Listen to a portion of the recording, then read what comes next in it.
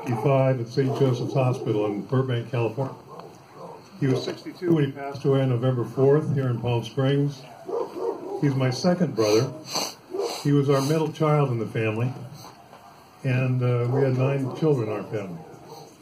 He's survived by his soulmate, his wife, Laura, whom he loved and respected with all his heart. He's father to Christopher, Michael, and Brandon. He's stepfather to Christine and Dylan.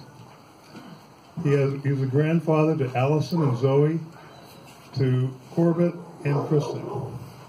He's survived by, shocking number, 85 relatives. 85 relatives. Wow. He worked in the grocery industry his work life. He became interested in construction, working with my brother Mark. He loved the outdoors. He loved boating. He loved family-centered events like this. And he loved his music. That would kind of sum up an obituary if you were to read it in the local newspaper. But let me share 2 or 3 memories that I have of Greg. It wouldn't be found in newspaper accounts of him. First, let me recount something from our childhood. When he was 2, Mom had the darndest time keeping him down for a nap. He just loved to get up out of his crib and just do anything he could to make mischief. One day, he got out of his crib and he climbed out of the room onto the ledge up on the roof of the house, where Mom found him and then sent me up to get him. Thank you very much. That was in 9811 where I leave at appointment. That was a great memory. Mom was so frustrated with Greg at that point. The only thing she could do was to tie a bedsheet to his leg and tie it to the crib to make sure he had a distance within his bedroom but nowhere else. But that story, believe it or not, really sums up some of Greg's key attributes. First, he was fearless. He never backed away from a challenge. Second, he was persistent. He had an uncanny ability to get to the end zone despite the odds. Switch. Is that better?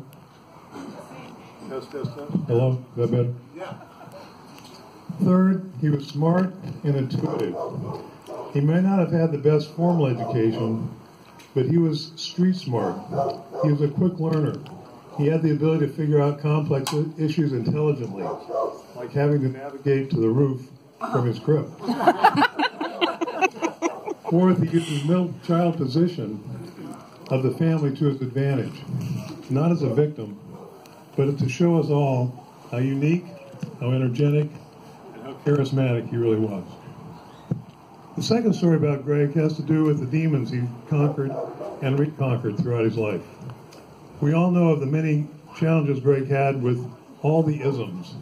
He had all the isms. And the legal system that came along with it. I know, at least for me, it's hard to break just one habit, one of my bad habits. We all have our little habits, right? But can you imagine how Greg learned to cope with all of those issues that he faced throughout his life and beat each one of them, every one of those challenges that were life-threatening? So to me, I think of Greg as my hero.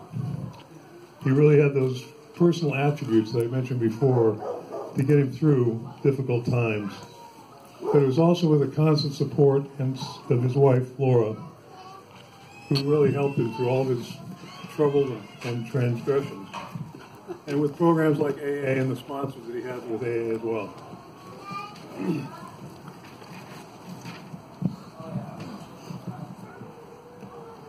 I can't imagine how he managed his life to live a productive life despite all the cards he was dealt.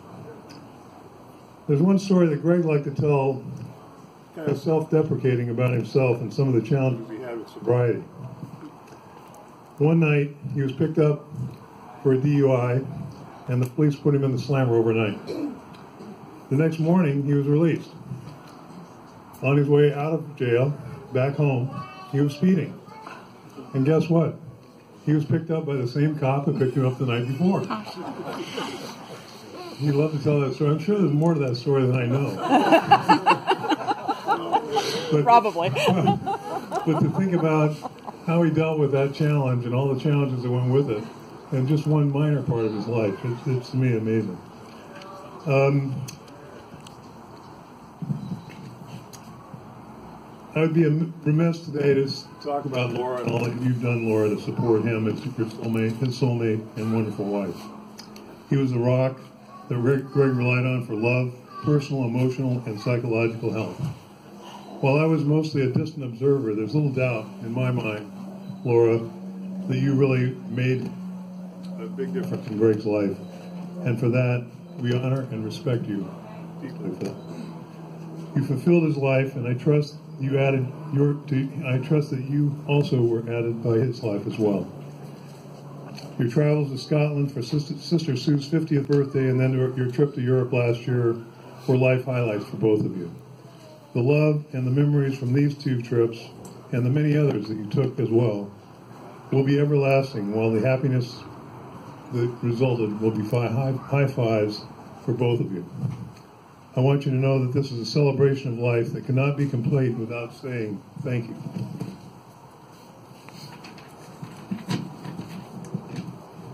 For everything you've done, for the love and the support for our brother. We genuinely appreciate it. You will always have a special place in our hearts as a result, Laura. Thank you again. And a quick call out to Dylan and Brandon.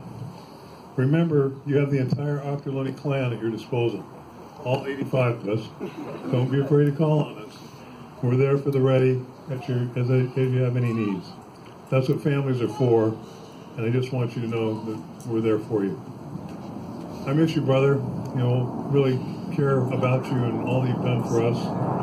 And the fact that all of you are here today to help celebrate his life is a testament to how close you were to him and to them. I appreciate it.